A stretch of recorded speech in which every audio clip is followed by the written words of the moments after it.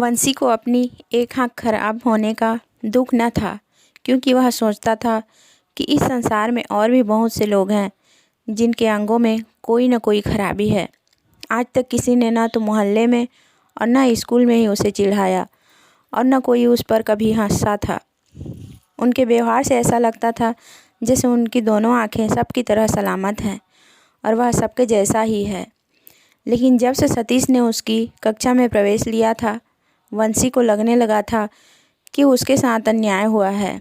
वैसे सतीश अच्छा लड़का था, परंतु उसमें सबसे बड़ा ऐब यही था कि दूसरे में जब कोई कमी देखता तो फिर उसके पीछे ही पड़ जाता था।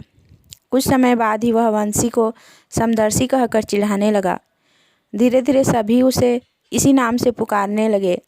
इस कारण वंशी क्रोध व पश्चाताप से भर जाता। एक दिन तंग आकर उसने कक्षा अध्यापक से शिकायत कर दी।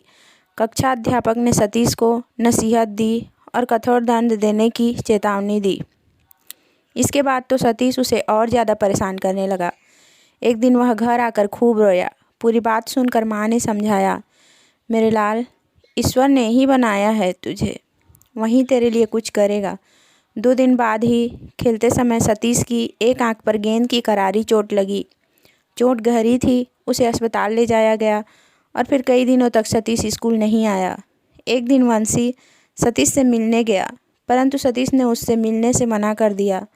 आंख में थोड़ी राहत मिलते ही वह स्कूल चला आया। उसकी घायल आंख पर अब भी पट्टी बंधी थी। कक्षा के बाहर बरामदे में खड़ा वह अपने साथियों को आप बीती सुना रहा था। वंशी चुपके से उसके पास जाकर उधर खड़ा हो गया जिधर आंख पर पट्टी बंधी थी। फिर आहिस्ता से कान के पास मुंह ले जाकर बोला, क्यों भाई, नज़र तो आ रहा हूँ ना? मैं हूँ तुम्हारा दोस्त वंशी, तुम्हारे शब्दों में समदर्शी। सतीश गुस्से से बोला, समदर्शी जो है वही रहेगा। 2-4 रोज में पट्टी खुल जाएगी, फिर देखना कि समदर्शी कौन है। दूसरे दिन वह स्कूल आया तो उसकी आंख पर पट्टी न थी। आंख बुरी तरह लाल थी। असहनीय दर्द होता था। मम्मी ने समझाया भी था, लेकिन वह न माना और पट्टी फेंक कर स्कूल चला आया था। सतीश के साथियों ने उसको कहा, गजब किया तुमने सतीश, इतनी जल्दी आंख पर से पट्टी उतार दी। कुछ हो गया तो? सारा दिन उसने बेचैनी में गुजारा। दर्द से बेहाल सतीश घर जाते ही बिस्तर पर चित हो गया। उसे कुछ होश न था। कब मम्मी पापा आए, कब डॉक्टर को बुलाया, कब आंख पर वापस पट्टी बंधी, उसे कुछ पता न था। डॉक्टर अंकल उसके पिताजी के गहरे दोस्तों में से थे, इसलिए शायद पिताजी को डांट रहे थे। ख्याल रखना था तुम्हें, अब भुगतो। दुआ करो कि ऑपरेशन कामयाब हो। आँख की झिल्ली से खून रिस रहा है, जो बड़ा खतरनाक साबित हो सकता है। सुनकर सतीश डर गया। अब मैं क्या करूं? क्या मैं भी समदर्शी बन जाऊंगा? सब मेरा ही गलती है। मैं ही वंशी को तंग करता था। उसने तो हमेशा सहनशीलता से काम लिया था, मैंने ही भूल की। काश मैं ही 2-4 दिन के लिए उसकी तरह सहन कर पाता, आँखों से पट्टी न खोलता। अब न जाने क्या होगा, ऑपरेशन में क्या होगा, कहीं आँख चली गई तो? वह इन्हीं विचारों में था कि नींद ने उसे घेर लिया। सुबह जब उसे अस्पताल ले जाने की तैयारी होने लगी तो वह मुंह से कुछ न बोला। ऑपरेशन हुआ और सफल रहा।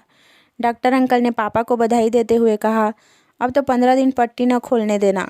पापा हर्ष विह्वल हो कुछ कहने जा रहे थे कि सतीश बीच में ही बोल उठा, डॉक्टर अंकल, जब तक आप नहीं कहेंगे पट्टी नहीं खोलूँगा।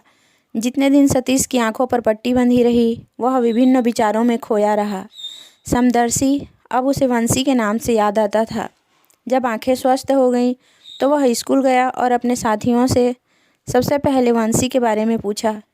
इतने में वंशी आता दिखाई दिया तो सतीश लपक कर उसके पास पहुंचा और उसे बाहों में भर लिया। मेरे अच्छे दोस्त, मुझे माफ़ कर दो, अब मैं तुम्हें कभी नहीं चिढ़ाऊँगा।